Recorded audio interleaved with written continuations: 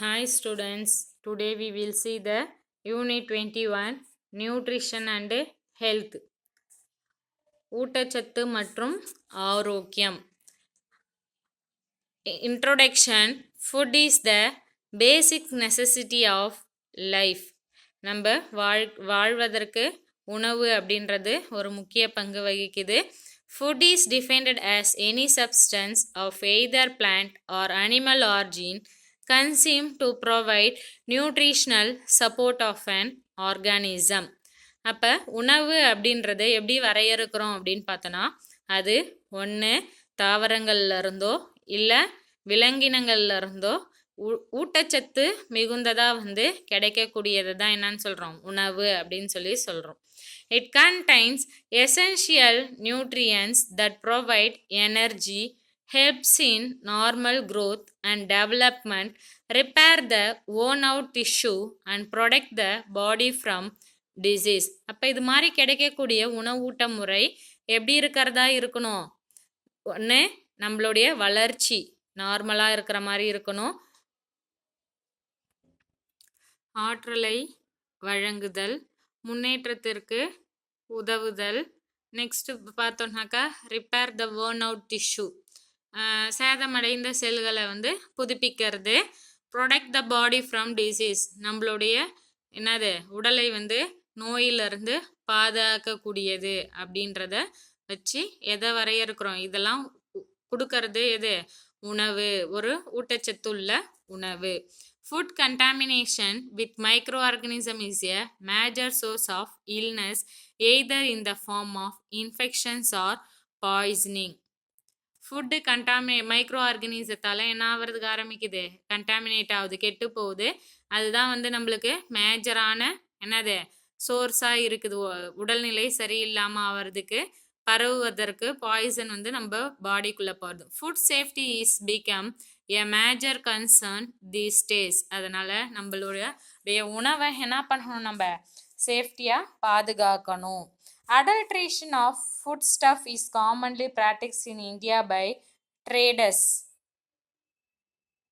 இப்போ நம்ம இந்தியாவில் என்ன ஆயிட்டு இருக்குது அப்படின்னு பார்த்தோன்னாக்கா, உணவில் நிறையா கலப்படம் நடந்துட்டு இருக்குது.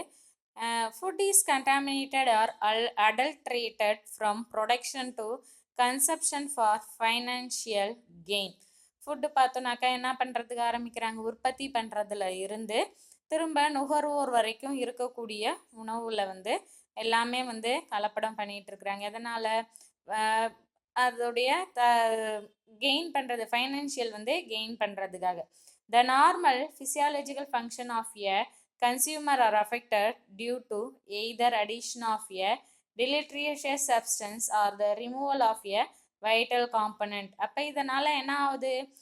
கன்சியூமருடைய ஃபிசியாலஜிக்கல் ஃபங்க்ஷன், உடல்நிலை பாதிக்கப்படுது. எதனால அப்படின்னு பார்த்தோன்னாக்கா, ஒன்று அதில் என்ன பண்ணுறாங்க? அடிஷனாக சப்ஸ்டன்ஸை ஆட் பண்ணுறது மூலியமாகவும், அதில் இருக்கக்கூடிய நியூட்ரியன்ஸ் வாய்ந்த பொருட்களை ரிமூவ் பண்ணுறதுனாலையும் உடல்நிலை பாதிப்படையுது. Food laws have come into existence to maintain the quality of food produced in our country. Let us study about them in detail. நம்ம கண்ட்ரியில் என்ன பண்ணிட்டு இருக்கிறாங்க?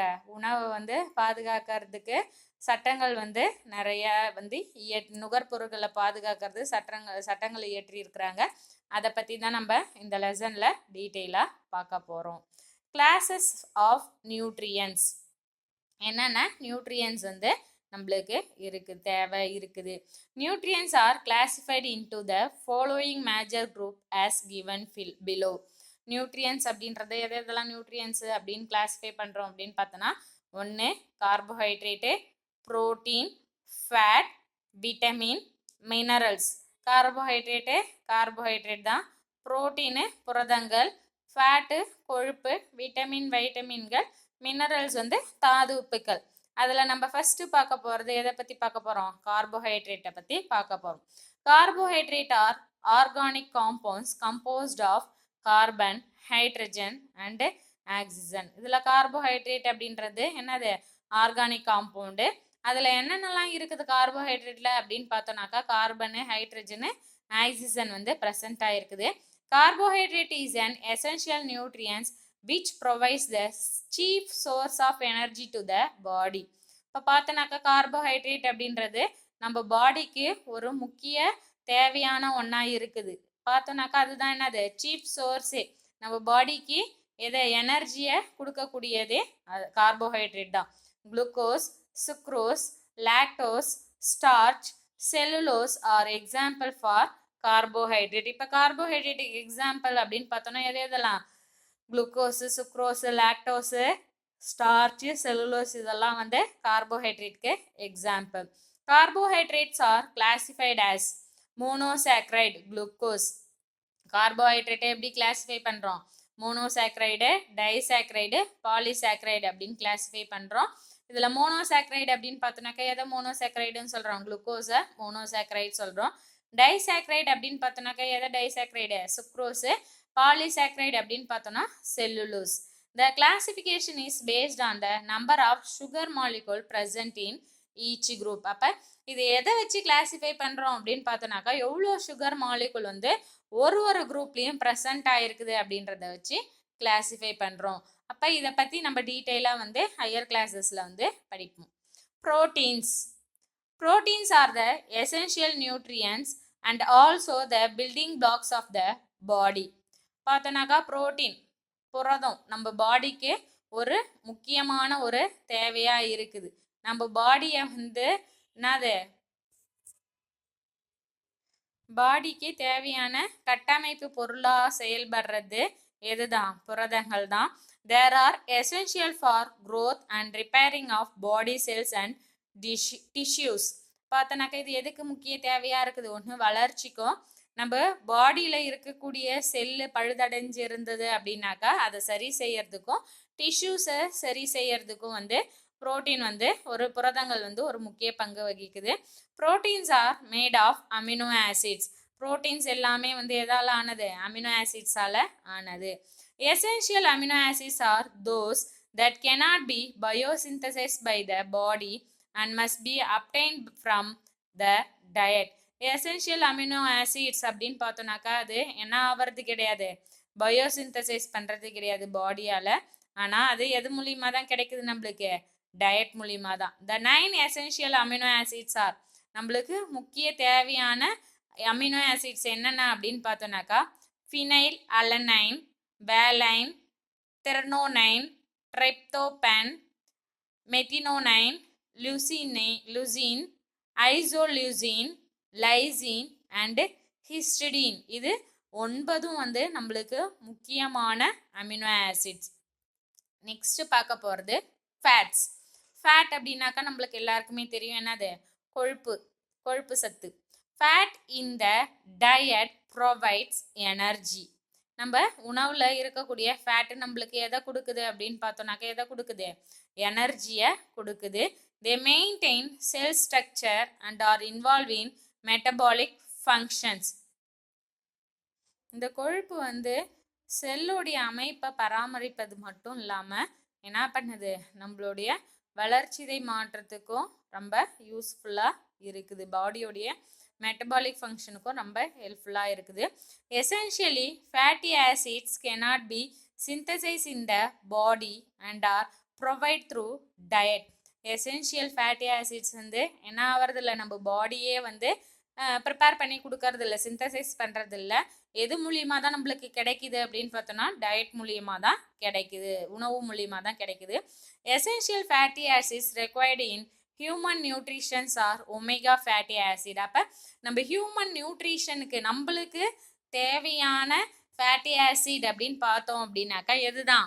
ஒமேகா ஃபேட்டி ஆசிட் தான் வந்து நம்மளுக்கு தேவையான ஒன்றா இருக்குது.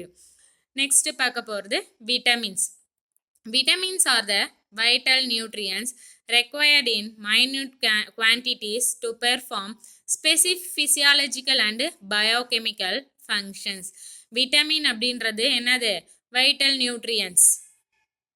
இப்போ வைட்டமின்கள் அப்படின்னு பார்த்தாக்கா நம்ம பாடிக்கு ஒரு சிறிய அளவு தான் வந்து முக்கிய தேவையான ஒன்றா இருக்குது. எதுக்கு அப்படின்னு பார்த்தோன்னாக்கா எதுக்கு? ஃபிசியாலஜிக்கல் அண்டு பயோகெமிக்கல் ஃபங்க்ஷன் வேதி மாற்றத்துக்கும் நம்ம ஃபிசியாலஜிக்கல் ஆக்டிவிட்டிக்கும் வந்து தேவையான ஒன்றா இருக்குது. More to know, doctor Funk introduce the term vitamin. Funk அப்படின்றவர் தான் வந்து எந்த டேர்ம் இன்ட்ரடியூஸ் பண்ணாரு? விட்டமின் அப்படின்ற டேர்ம் இன்ட்ரடியூஸ் பண்ணாரு. Vitamin A was given the first letter of the alphabet as it was the first vitamin discovered. இப்போ vitamin A அப்படின்றது தான் என்னது? அல்ஃபபெட்டோடைய ஃபர்ஸ்ட் லெட்டர் ஏ வந்து யூஸ் பண்ணியிருக்கிறாங்க. அப்போ ஃபஸ்ட்டு கண்டுபிடிச்ச விட்டமின் அப்படின்னு பார்த்தோன்னாக்கா இதுதான் விட்டமின் ஏ தான் வந்து ஃபஸ்ட்டு கண்டுபிடிச்ச vitamin.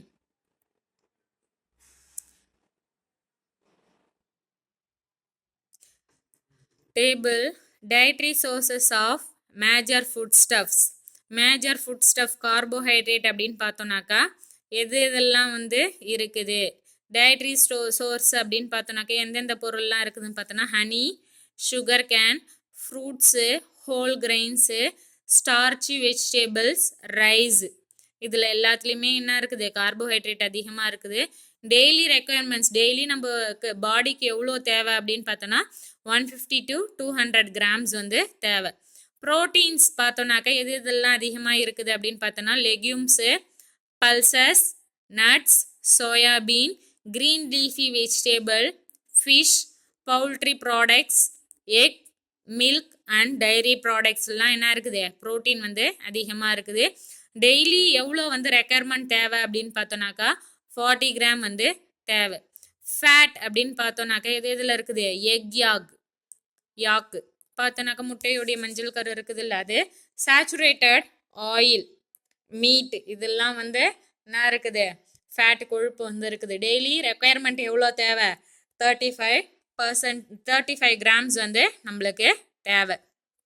Do you know human skin can synthesize vitamin D when exposed to sunlight, especially early morning.